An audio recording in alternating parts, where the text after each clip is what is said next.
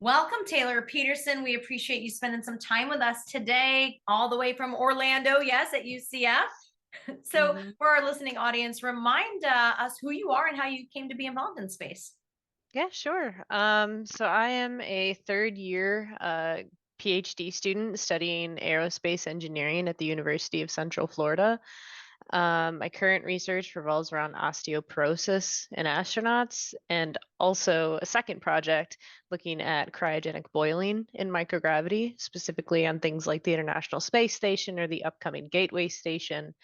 Um, but I did not do my undergrad at UCF. I come from a small college in Wisconsin. So that's where I grew up, Carthage College. I have my bachelor's in physics from there.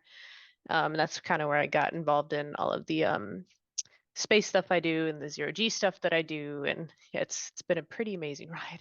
Wisconsin to Florida. I'm Mm. like thinking my daughter actually did the reverse. She was in Florida and then followed her boyfriend when they graduate up to Wisconsin, and she's looking forward to coming back to Orlando like in the next year. So I'm sure that was a great transition. So you decided to go to UCF from there. Why? So when I was looking for graduate schools, I was pretty much looking to stay in microgravity fluids. And this was one of the only projects that I could find at a good school that kind of stayed in that realm and was a project that really interested me. And when I talked to my advisor the first time, I pretty much knew that this was the school I was going to be picking just because he was such a nice and laid back guy and sounded really excited about my background and trying to get me funded and, get me accepted to the school. So that was a really good experience. Wait, so it sounds like you were interviewing schools based on the research, which isn't always the way students think about it. They're like thinking about a school and then finding a major. So you already knew your major, but you actually had an area of focus. So you found a school that was doing the work that you're interested in. Is that Mhm. how that would always work, or is that just something that was really smart on your part that worked out? I think when it comes to graduate schools specifically, that because I knew I was going to do a PhD. I knew I wanted to do research that was something I'm passionate about from undergrad. So if you're in a position that I was in, it's pretty typical. But if you're going for something like a master's or maybe a master's non-thesis, then it's pretty much whatever school you want to look The at. program, And right, I right. know, yeah, I know location is a big thing for a lot of people, but I was looking all around the country. So Yeah. that wasn't, one of my main focuses. So tell me how you became involved with the Zero G Corporation and what is your recollection of your very first Zero G flight?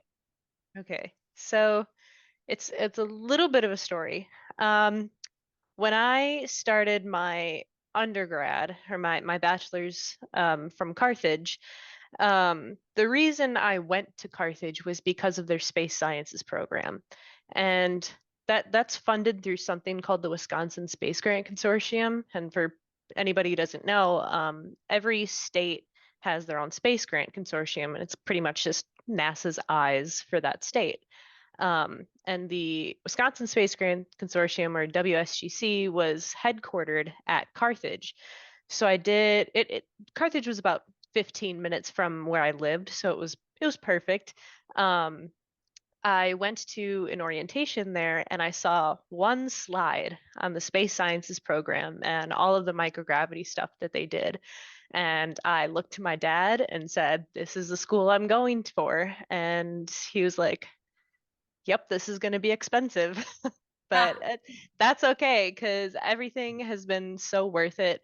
So I ended up going to Carthage, and within my first year, I found the professor that actually is the director of the WSGC, but he was one of the physics professors at Carthage, and I emailed him and talked with the team, and like the next day I was on it, so that was great. So we had a bunch of pretty much engineering projects because Carthage did not have an engineering major. They only had physics. So it was a bunch of physics students doing these aerospace engineering projects, electrical engineering, stuff like that, mechanical engineering, everything. Mhm. Um, so we were building these payloads that looked at a technology for fuel gauging in space or in spacecrafts, which is called modal propellant gauging or MPG.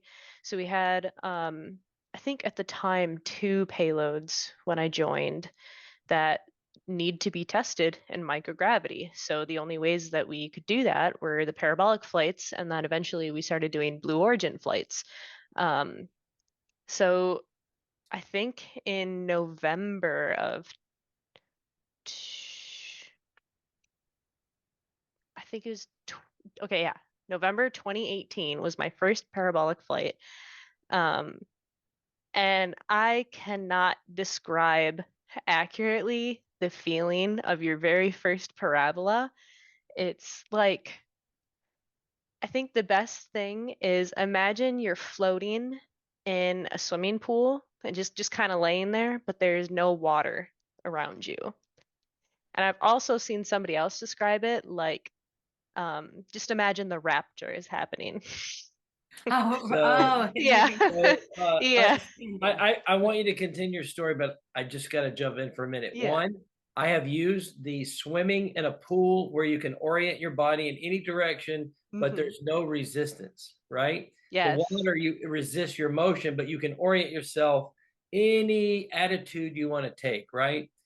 So Hmm. that's wonderful. And the second thing I'm smiling about is J.D. Mukherjee, the Florida Space Grant Director of the Florida Space Grant Consortium. He was one of our first podcast interviews. He's been my friend for over 20 years. He's probably one of the biggest reasons I had success. So when you're doing a shout out to the Space Grant Consortium, we're right behind you because Hmm. they do tremendous work at especially the university level in all Hmm. the states, but some states are really good at it, like Wisconsin, and Florida is another that gets a disproportionate amount of money, I think, because of the good that they do. Hmm. So Absolutely. you've done your first parabolic flight. Now you're an undergrad, you're not an Yes. employee. So how did you go from being an undergrad? I've done zero G, I'm hooked. How do I get a job doing it? Right. So we would go or come down to Florida twice a year for the research flights. So I had done probably around 12 to 15 flights by the time that I was ready to graduate. So it was my last semester of senior year. I was on my very last flight of the week, and we were kind of just I was taking the data, we were kind of floating around, getting pictures and everything, and the photographer comes up to me and he's like, "Wow, you're really good at this. Like you really know how to move around in zero G. Have you ever thought about being a flight coach?" And I said, I didn't, I mean, I would love to. Yes, absolutely. He's like, okay, okay, go talk to this person when we land. I'm like, yes, I had no words. I was so excited. And by the time I found her, or after we had landed, I went up to her and I said, "Hey, the photographer mentioned possibly continuing as a flight coach with Zero G. Like, what, is that possible?" And she said, "Yep, he already talked to me. You're in. Just send me your resume. We'll get the paperwork started." So That's since so you great. had then, I've no been a flight plans for coach. that when you got on, and then you Right, off, and now you are running things. right. That's Now I've been a flight coach since summer of 2021. Did you ever meet Tim Bailey in your time with Yes. Tim Bailey was like one of my coaches back in the day, and he's like the Okay. OG of flight coaches now. Mm-hmm. Yeah. Well, I Yeah, want to he's talk a to you a great little bit guy. about your research. So I don't know a lot other than I know that the astronauts, their bones kind of get affected, of course, due to gravity. So tell us a little bit about the problems that the astronauts face with osteoporosis, and a little bit about the other research you're doing with microgravity fluids, right? Yeah, the cryogenics. Yeah, so this is the project that I joined when I came to UCF. Because this has an ongoing Blue Origin flight actually that we're currently waiting on. Um, So the big problem that we're trying to look at is the how osteoporosis is very, very aggressive in astronauts, just because of, when you're in microgravity for 3 months, 6 months at a time, you're not putting the same amount of stress and load that you on your bones that you are just walking around here on Earth. And we actually partner with the bio a couple bio professors here at UCF. So we do our best to look at osteoporosis as an engineering lab, Mhm. but a lot of the actual cell growth and stuff happens with the bio professor. So the way that we look at it is we have these little teeny tiny microfluidic devices that are probably about this big. I mean, maybe even smaller, especially for the Blue Origin flight. So what we do is we run through a mixture of oil and very, very tiny glass beads. And this is our best representation of bone marrow as we can do as engineers. Um, so we kind of look at the different shear stresses, in these little devices, the velocities of the glass beads, and we do experimental in our lab, and then we will have these on the Blue Origin flight so we can look at zero-G data. But we are a computational lab, so we have a lot of CFD simulations, which is computational fluid dynamic simulations, so we can kind of estimate what it's going to look like both in 1G and 0G, and we can actually get a good estimate of the shear stresses as well. And then using that data, we can kind of have a better look into osteoporosis in astronauts and Right. kind of, yeah. And for our podcast listeners, when you made the shape of your chip, I'm gonna guesstimate less than 3 centimeters in length, right? Or definitely less than what, an inch and a half? Is that a fair length of your chip? Yeah, actually, it's almost pretty spot on. I think it's Well, an inch and a quarter. Yeah. I've seen your slide deck, so Oh yeah, yeah. Yeah, that's that's an right. unfair advantage. Now, so for a recap, I'm a biochemist by schooling, so you're talking about disuse degeneration, right? The moment you get on orbit, your skeleton is unloaded. You don't have to exert yourself in any way. And I know that even hold our heads up, our necks are exerting themselves just to be our everyday life. So you're looking at the tissue level inside is it the long bones, like the cortical bones or trabecular bone? Your microfluidic chip to me looked like spongy bone, right? The head of the femur, for instance. So you're looking at the tissue level and trying to mimic what you see in the living tissue. Is that a fair statement? Yes, absolutely. All right. Wait, are you saying it's because like part of the issue is that because they don't have to like the physical like musculature of holding one's neck up, which That's is exactly constant right. working. So Right because of now, that, it's like Yes. atrophy. yeah, in fact, the astronauts that spend like 9, 12 months, they lose fine motor control, right? Like their sense of balance, all the little muscles and bones that are coordinated and In fighting. 9 months, it seems like such a short amount of time to No, lose something like that. No, fight. I know that from even Skylab, right? The first Skylab mission was 1 month, and this was 50 years ago. Yeah. And then the third mission was like 84 days. But the bottom line is immediately, I think the calcium leaves through the urine. Is that correct? The body starts shedding bone mass just from disuse. And anyway, so what is the future for what do you hope to see? And what are you hoping that your research will lead to? Or what's the next step as you work towards your PhD? So my PhD dissertation research will be actually not the osteoporosis experiments, but it will be the cryogenic experiments, because I came here on the project for osteoporosis in astronauts, but since then I had been submitting proposals trying to get my cryogenic research up and going. And earlier this year, I think around in April or something, I got the notification that I was awarded the National Science Foundation Graduate Research Fellowship. Congratulations. Thank you very much. That is very competitive, and Yes. that says a lot. I worked at NSF for 6 years, so congrats. Oh, wow. Thank you so much. Yes, I was submitting proposals year after year and kept getting rejected. Yeah. We got rejected. Yeah, we applied. One. It was like brutal. Yeah. Just hey, Taylor, we need to pause for a minute. You got to back up and describe exactly what your cryo research is, if you could, in terms for maybe a lay audience, not too lay, but definitely not grad school. For me. Yeah, so it's actually a little bit of an extension of the stuff that I did in undergrad. That's kind of where I developed the ideas with my undergrad research advisor. So what we did in undergrad again was the fuel gauging system, and you use acoustics to track how much liquid is actually in the tank at any given moment. It's very non-invasive. Everything is on the outside of the tank. It's very lightweight. It's just like these stickers that you set on the outside of the tanks, and you just send white noise through it, and you determine the fill level, knowing the shape and the material of the tank just by the resonant frequency that you get.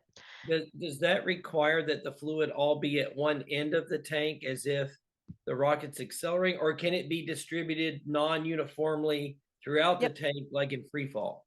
It can be distributed non-uniformly because this works best in microgravity because the liquid will cling to the side of the walls, and it's kind of an added mass effect.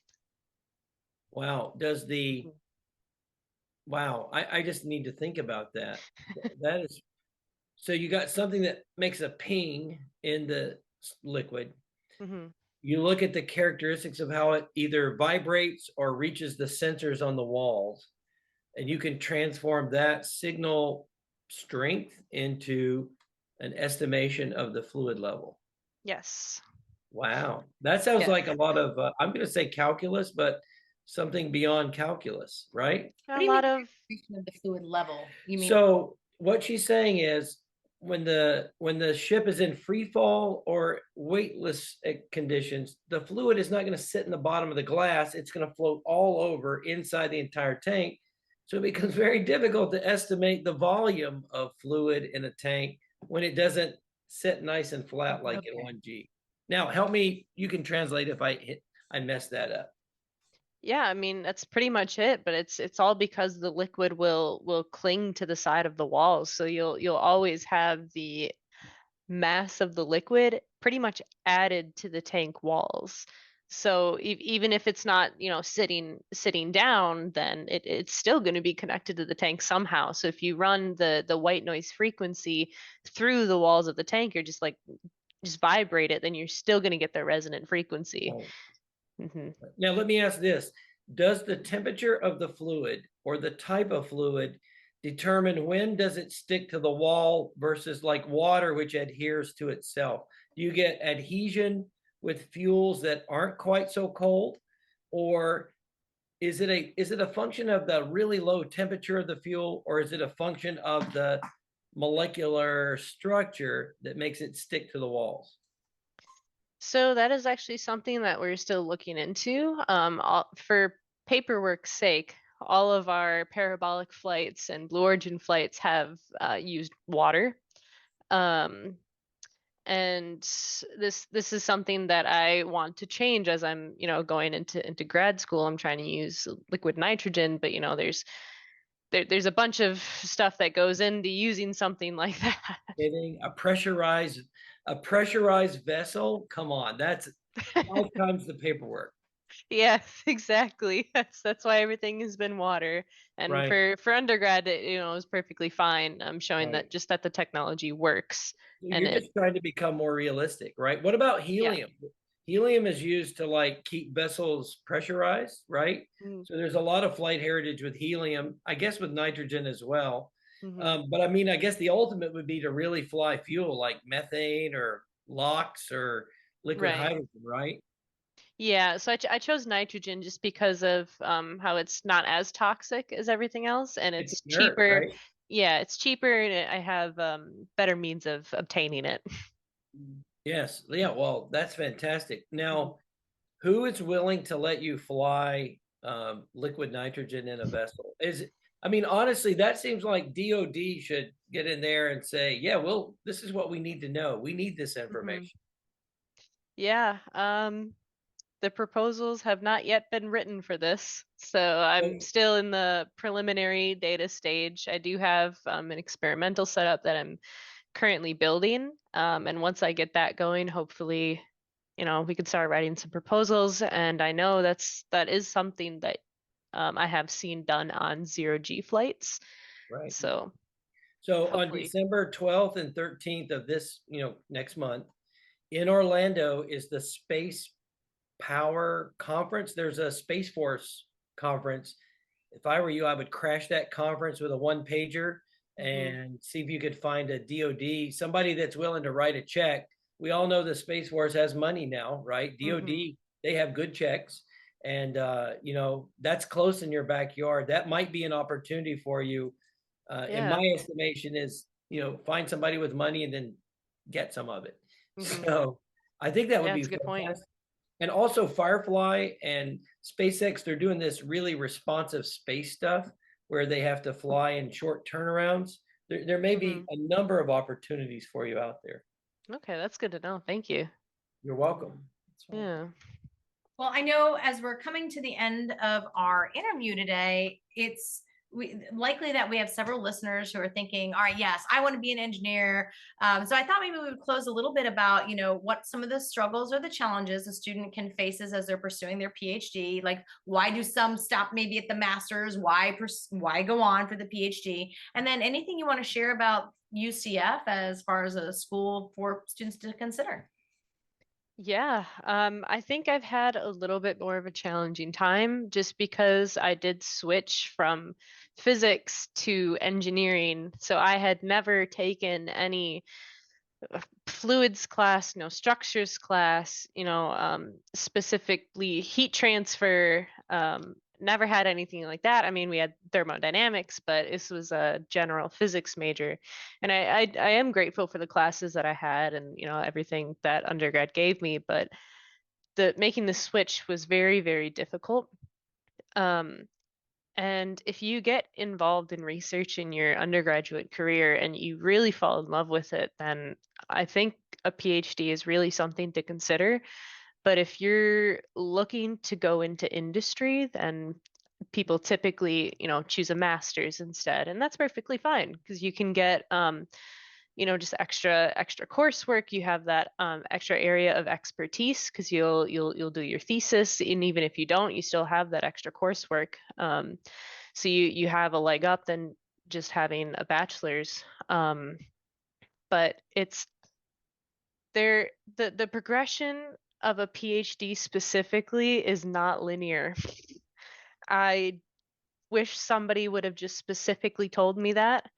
Um, you will feel great your first year, and then maybe your second year, but your third year kind of falls down a little bit, and when your experiments don't work out, it's kind of disheartening, but that's just part of it because every experiment you do, successful or failure, you'll learn something from it.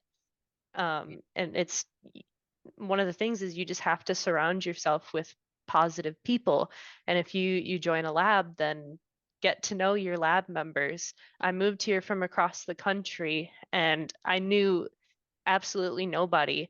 My first year here was pretty difficult because everybody was still in the COVID mindset. This was 2021.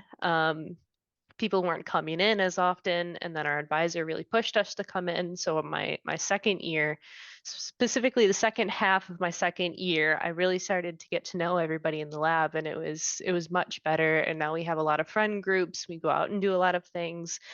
So just keep in mind your mental and physical health, even Mhm. though you do have a lot of work to do. Just kind of have that balance. I think that's the best advice that I can give. I think that's good for everyone, right? The idea that Yes. remembering that if you can't handle the mental stress of that, it can affect Mhm. your outcomes negatively. So it's really good advice. Well, I really enjoyed meeting you, Taylor, and you know, too.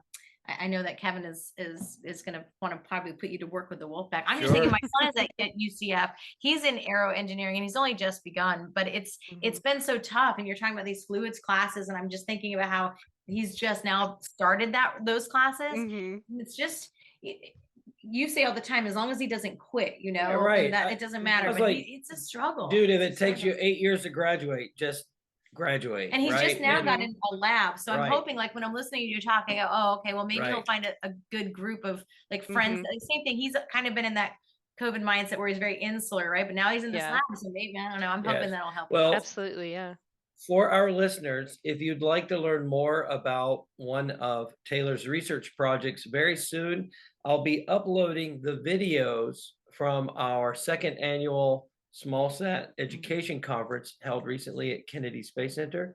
And one of Taylor's colleagues, Rhea Iyer, did I pronounce that right? Rhea? She Yes. made the presentation, but it's really some of the work that Taylor described during our episode today. Mhm.